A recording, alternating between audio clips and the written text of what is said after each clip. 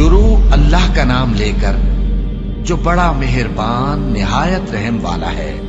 سچ مچ ہونے والی، وہ سچ مچ ہونے والی کیا ہے؟ اور تم کو کیا معلوم ہے کہ وہ سچ مچ ہونے والی کیا ہے؟ وہی کھڑکھڑانے والی جس کو سمود اور عاد دونوں نے جھٹلایا۔ سو سمود تو زبردست زلزلے سے ہلاک کر دیے گئے، رہے عاد تو ان کو نہایت زوردار آندھی سے تباہ کر دیا گیا۔ اللہ نے اس کو 7 رات اور 8 دن ان پر چلائے رکھا۔ تو اے مخاطب، تو ان لوگوں کو اس میں اس طرح گرے ہوئے دیکھتا جیسے کھجوروں کے کھوکھلے تنے، پھر کیا تو ان میں سے کسی کو بھی باقی دیکھتا ہے؟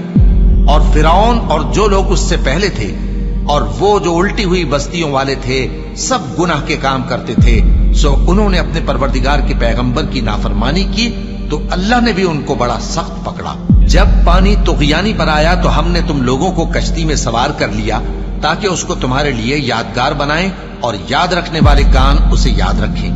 پھر جب سور میں ایک بار پھونک مار دی جائے گی اور زمین اور پہاڑ دونوں اٹھا لیے جائیں گے، پھر ایک بار ہی توڑ پھوڑ کر برابر کر دیے جائیں گے، تو اس روز ہو پڑنے والی یعنی قیامت ہو پڑے گی، اور آسمان پھٹ جائے گا تو وہ اس دن کمزور ہوگا، اور فرشتے اس کے کناروں پر ہوں گے، اور تمہارے پروردگار کے عرش کو اس روز 8 فرشتے اپنے اوپر اٹھائے ہوں گے۔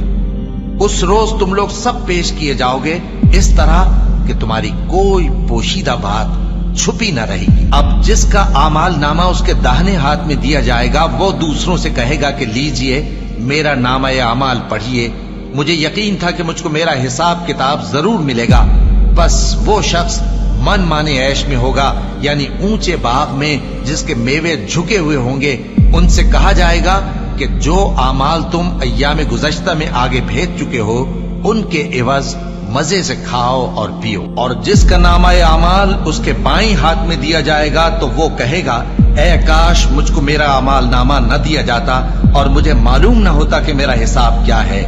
اے کاش موت میرا کام تمام کر چکی ہوتی، آج میرا مال میرے کچھ بھی کام نہ آیا، مجھ سے میرا اقتدار جاتا رہا۔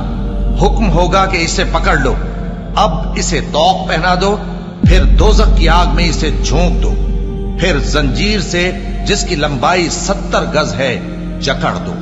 یہ نہ تو اللہ عظمت والے پر ایمان لاتا تھا اور نہ فقیر کے کھانا کھلانے کی ترغیب دیتا تھا، سو آج اس کا بھی یہاں کوئی دوست نہیں اور نہ اس کے لیے کوئی کھانا ہے سوائے زخموں کے دھون کے، جس کو گناہگاروں کے سوا کوئی نہیں کھائے گا۔ سو میں ان چیزوں کی قسم کھاتا ہوں جو تم کو نظر آتی ہیں اور ان کی جو تمہیں نظر نہیں آتی، کہ یہ قرآن ایک معزز فرشتے کا پہنچایا ہوا کلام ہے، اور یہ کسی شاعر کا کلام نہیں، مگر تم لوگ بہت ہی کم ایمان لاتے ہو، اور نہ کسی کاہن کا قول ہے، لیکن تم لوگ بہت ہی کم غور و فکر کرتے ہو۔